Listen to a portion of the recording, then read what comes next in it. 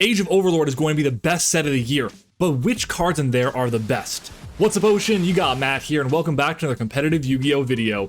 Everyone is so excited for Age of Overlord, and it's for good reason, because whether it's the quarter-century rares, the support for existing archetypes, the brand new archetypes and engines, or the powerful individual cards, Yu-Gi-Oh players can't wait to get their hands on this set. So in this video, I'm going to give you the 10 best cards from Age of Overlord, cards that you definitely want to pick up and add to your collection. So if you're excited for this video, then make sure to smash the like button, because at 75 likes, we bring you a guide on how to beat any of the brand new archetypes from Age of Overlord.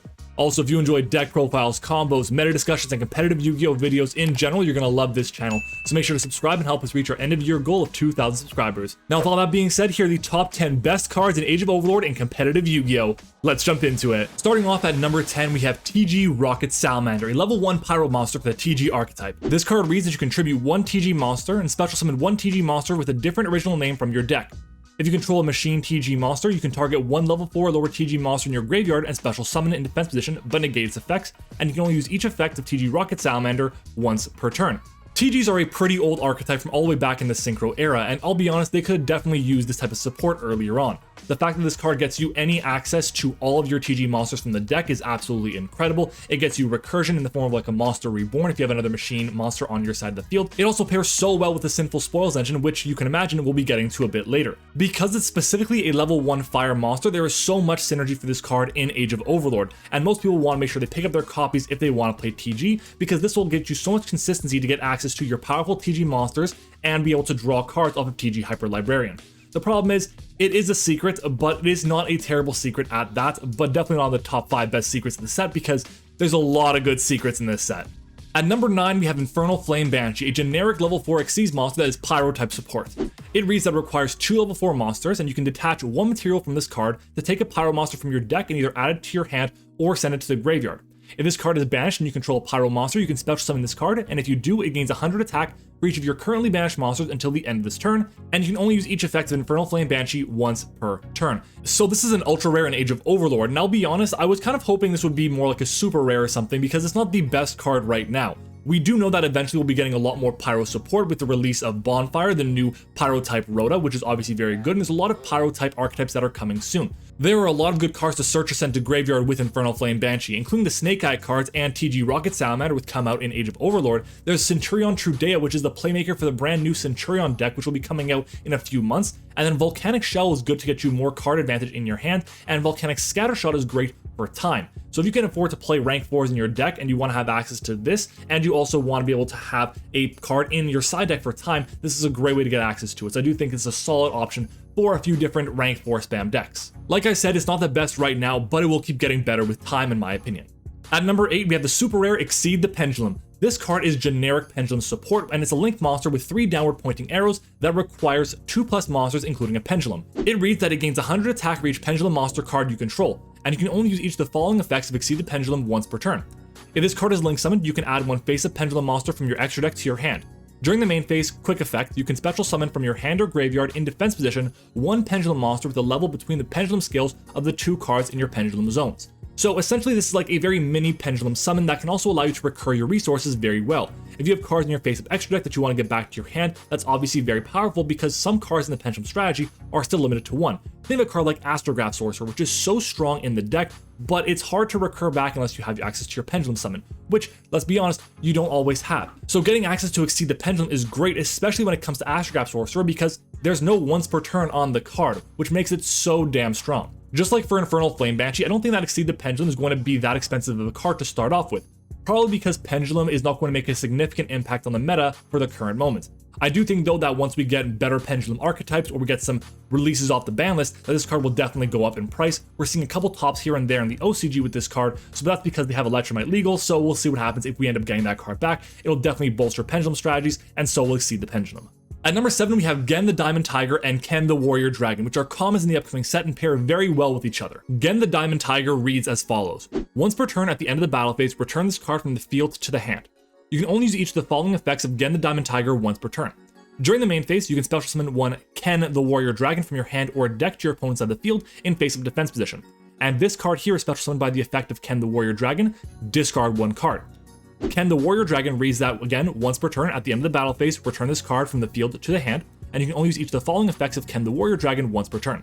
During your main phase, you can special summon one Gen the Diamond Tiger from your hand or deck to your opponent's side of the field in face-up defense position. And if this card is special summoned by the effect of Gen the Diamond Tiger, your opponent draws 2 cards, then discards 1 card. These cards play so well together, and they've got great stat lines too. They're both level 3 light warriors with interesting stat distributions. But the main reason why these cards are going to see play is because of what they force your opponents to do. Basically, if you summon out Ken the Warrior Dragon, your opponent's then going to have Gen the Diamond Tiger, which will force them to discard a card. Starting off with 1 fewer card in their hand is always a great thing to do. If you start out with Gen, you'll give your opponent Ken, which will then force them to activate the mandatory effect of Ken, allowing you to draw 2 cards and discard 1, which gives you basically a +1 right there. It is such a strong combination here, but will it see a lot of play in multiple decks? I don't know, much better for sealed, but in general, they'll see some fringe play here and there in decks that don't really need a normal summon in my opinion. Can we also just take a second to talk about how good these cards are going to be with Triple Tactics Talents and Dark World? If you give your opponent Gen, they're forced to discard a card. Then because they activated a monster effect, you can talent them again to then discard another card. So now they're at basically 3 cards in hand plus the draw. You're in a much more advantageous situation than you first start out the duel with. And then if you gave your opponent Ken, you draw 2 cards, discard 1. If you discard a Dark World card, then you're off to the races. Your entire strategy gets turned online, which is obviously very powerful. At number 6, we have Berthmet, the Phantom Beast Dark Ruler, which is a new piece of support for the Chimera archetype. It's a fusion monster that requires 2 beast, fiends, and or illusion monsters of different types. It reads that this card's name becomes Chimera the Flying Mythical Beast while on the field or in the graveyard. You can only use each of the following effects of Berthmet the Phantom Beast Dark Ruler once per turn. If this card is fusion summoned, you can send 1 beast, fiend, or illusion monster from your deck to the graveyard.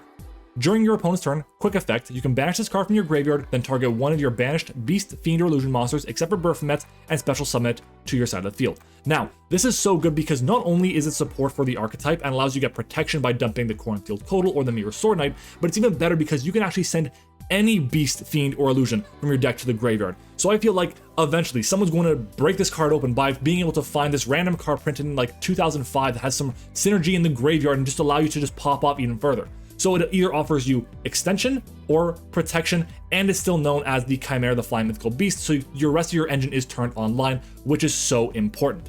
Now this deck has so many ways to just get into its fusion monsters. It's a really powerful card. I do think that it'll see a lot of play at 1 copy, and that's what we're seeing right now in the OCG and any Chimera lists. I do think this card is very strong, but again, as a super rare, 1 copy is all you're really going to need. This card is really solid, but the best part about it is that it gives Chimera more power in the grind game, allowing it to recur its resources a lot more easily, or even be able to dump cards like the protection pieces in Cornfield Codal and Mirror Sword Knight like I mentioned earlier. I do think this card is going to see a lot of play at 1 copy per deck in the extra deck for Chimera strategies. At number 5, we have Arius the Labyrinth Butler, a new piece of support for any trap deck out there. This card reads that during the main phase, quick effect, you can send this card from your hand or field to the graveyard. Then from your hand, either special summon 1 Labyrinth monster or set 1 normal trap card. That set card can be activated this turn. When your opponent activates a card or effect in response to the activation of your Labyrinth card or effect, except for Arius the Labyrinth Butler, or normal trap card or effect, while this card is in your graveyard, quick effect, you can special summon this card, and you can only use each effect once per turn. Arius is a secret rare, which means that there's going to be like 5 really good secret rares in this set. And most people might be saying, you know, this is a very big Labyrinth support card.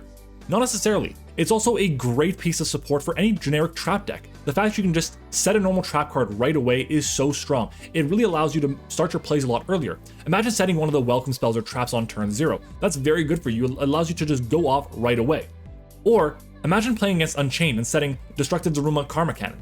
Then you have a way to just get rid of their entire board pretty much, which is so strong against that matchup. The effect of special summon from the graveyard does have its applications. I just don't think it'll see as much play for that effect, more so for the hand effect, because it allows you to just activate Eradicator Epidemic Virus on your first turn, which is absolutely disgusting, especially when you pair with the other furniture cards in Labyrinth. In any other set, this would be one of the 2 or 3 best cards in the set, but Age of Overlord is not like any other set, and for that reason, Arius Labyrinth Butler is going to be stuck at number 5. At number 4, we have a 3-way tie for Diabellestarr the Black Witch, Wanted, Seeker of Sinful Spoils, and the original Sinful Spoils, Snake Eyes.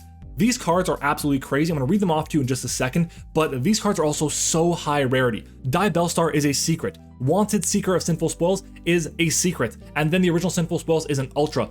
That is so damn expensive to have these cards. This engine is going to be crazy expensive, so make sure you get your copies when they're at a low price. Diabellestarr reads that you can special summon this card from your hand by sending 1 other card from your hand or field to the graveyard, and you can only special summon it once per turn this way. You can only use each of the following effects once per turn. If this card is normal or special summon, you can set 1 Sinful Spoil spell or trap directly from your deck. If this card is sent from your hand or field to the graveyard during your opponent's turn, you can send one card from your hand or field to the graveyard, and if you do, special summon this card. Wanted, Seeker of Sinful Spoils is a quick play spell that reads you can add one Diabellestarr monster from your deck or graveyard to your hand. During your main phase, you can banish this card from your graveyard, then target one of your Sinful Spoil spells or traps that is banished or in your graveyard, except for Wanted, Seeker of Sinful Spoils, and place it on the bottom of the deck. Then draw one card. You can only use each effect once per turn. And finally, the original Sinful Spoils Snake Eye reads that you can send one other face-up card you control to the graveyard, and special summon one level 1 fire monster from your hand or deck. You can banish this card from your graveyard, then target one Snake Eye or Diabellestarr monster from your graveyard, add one level 1 fire monster from your deck to your hand, then place the targeted monster on the bottom of the deck. And you can only use one effect per turn and only once that turn. So basically the entire Sinful Spoils engine that really promotes rescue rates to the top of the meta is going to be insanely expensive. The engine starts off with Wanted, which is a free search for Diabellestarr. You're then going to summon out the Diabellestarr by sending another card from your hand to the graveyard. That'll then allow you to set directly from your deck a copy of Snake Eye. You're going to activate the Snake Eye, sending the Diabellestarr to special a level 1 fire of your choice from your deck. You're then going to use Wanted's second effect in the graveyard, targeting Snake Eye to bottom deck it and then draw another card. This will get you access to your playmaker of the deck if you have a level 1 fire monster that can actually do something, or gets you a free extender, or possibly a level 7 body on the board, which is obviously very nice. The engine does struggle with Ash or Droll and probably won't see much play unless you're playing a level 1 fire monster that can actually do something, but it improves consistency. It is a net neutral and card advantage since you start off with 5 cards in hand, you end up with 4 cards in hand and 1 card on field, and that 1 card on field wasn't a normal summon. You still have access to your normal after all of that, which is obviously very good. At number 3, we have a card that should have been a secret, but it's an ultra, and that's going to be Super Star Slayer Typhon Sky Crisis. This card is a level 12 Xyz monster that requires 2 level 12 monsters to summon. Or, if your opponent special summon 2 or more monsters from the extra deck this turn or the previous turn, you can also Xyz summon this card by using the one monster you control with the highest attack, your choice if tied, and you transfer its materials to this card. If summoned this way, you cannot normal or special summon monsters for the rest of this turn. While you control this Xyz summon card, neither player can activate the effects of monsters with 3,000 or more attack. Once per turn, you can detach one material from this card, return one monster on the field to the hand. Okay, this card is crazy. Pretty much every single deck in Yu-Gi-Oh! Uses the extra deck significantly, at least 2 to 3 to 5, 6, 7 times in one single turn, which means that this card can be sent out very freely. It also has non-targeting, non-destruction removal, which is insane. Many decks want to have access to that. And the fact that it has a way to just stop all 3,000 or more attack point monsters is insane. You summon this out, your opponent can't go for Zeus anymore. Think of a Dragon Link board. Dragon Link boards end in like Boral End Dragon, 3,500 attack, Bishal Despater, 3,500 attack, Barone, 3,000 attack. All those things, they can't be activated in response to this. The fact that once you get this card out, they just can't do anything is absolutely insane, and I believe that this card will be pretty much like Fenrir, where it saw a $40, $50, $60 price tag for an ultra rare. This card is going to be one to be played in pretty much every single extra deck. At number 2, we have a tie between King Sarcophagus and Imseti, Glory of Horus. King Sarcophagus reads that Horus monsters you control cannot be destroyed by card effects unless they target them. You can send one card from your hand to the graveyard, send one Horus monster from your deck to the graveyard, and you can only use this effect of King Sarcophagus up to 4 times per turn. Once per turn, at the start of the damage step, if your Horus monster battles an opponent's monster, you can send that monster to the graveyard. Imseti, Glory of Horus reads that if you control King Sarcophagus, you can special summon this card from your graveyard, and you can only summon it once per turn this way. You can only use each of the following effects of Imseti, Glory of Horus once per turn. You can send 2 cards from your hand to the graveyard, including itself, and add 1 King Sarcophagus from your deck to your hand. Then you can draw 1 card. If another card you control leaves the field by an opponent's card effect while you control this monster, except during the damage step, you can send 1 card on the field to the graveyard. So the Horus engine in general is so good because it gets you access to multiple ways to get to level 8s on the board, which can open up the rank 8 Xyz pool, which has so many good options. You can get access to Coach King Giant Trainer for a bunch of draws. You can get access to Hope Harbinger for a spell negation, or Zombie Vampire for milling, or you can go Galaxy Eyes Photon Lord for a negation to cards like Nibiru and monster effects. You have Draglubion, which can get into Numeron Dragon for a quick OTK, and there's 2 other new cards that haven't been released yet that are rank 8s that are really good. The first of which, Infection Buzz King, which can take a card out of your opponent's extra deck, and the second card being Garunix Eternity, Tiang of the Fire Kings, which comes out in the Fire King structure deck, which is just a dark hole basically when it's summoned. That is so strong. The engine is pretty high rarity though. King Sarcophagus is an ultra, Imseti is a secret, and you definitely want to have 3 Imseti and at least 2 to 3 King Sarcophagus. You have Duamutep, another level 8, which is also a secret but not super played, and then you have Happy, which is a super, which thank God, and Kabesnuff is also a super rare card. If you want more information on the Horus engine, then make sure to check out the guide I posted right up here. The engine is so much fun and is really powerful and will definitely see a lot of play in the upcoming format. Finally, at number 1, you guys know what it is. It's going to be SP Little Knight, a secret rare and definitely the best card in the set by, in my opinion, a pretty wide margin. This card is a Link 2 that requires 2 effect monsters. It reads that if this card is Link summoned using Fusion, Synchro, Xyz, and or Link monsters of material, you can target one card on the field or in the graveyard and banish it. Also, your monsters cannot attack directly for the rest of this turn.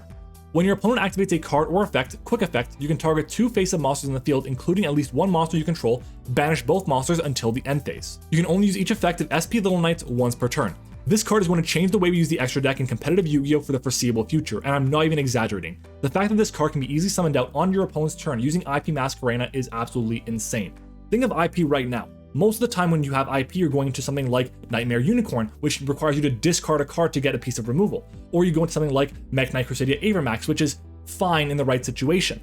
This card here has no cost to banish a card in your opponent's field or graveyard, which is incredible, and it has another piece of interruption as well, which you can just keep doing every time it comes back. If you decide to banish your opponent's card plus this card over here, it is so damn strong. The fact that it is so damn generic is obviously incredible, and it can be used with so many different cards and so many different strategies. This card will also be even better if a deck can take advantage of a good Link 1, so keep that in mind.